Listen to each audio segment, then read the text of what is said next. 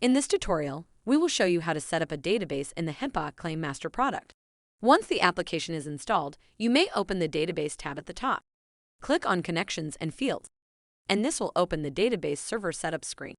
If you haven't downloaded Microsoft SQL yet, please refer to our video tutorial here or in the description of this video on how to download, install, and create your database for free.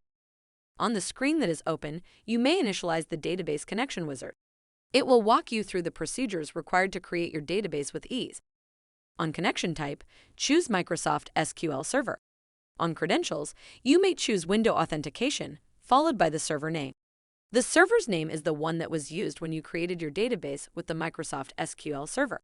You may find this in the Microsoft SQL Server Management tool if you have doubts. Test the connection and click on Next. Choose the database name. Next, create EDI file tables. Yes. Next, default and click on Next. Set the company name if needed. Next. Do you need tables for EDI Exchange? Mark the box and click Next. Create 999 tables. Why not? Mark the box and click Next. Success! You are now ready to use the Export to Database functionality in the HIPAA Claim Master product from HIPAA Suite. That is all for this video.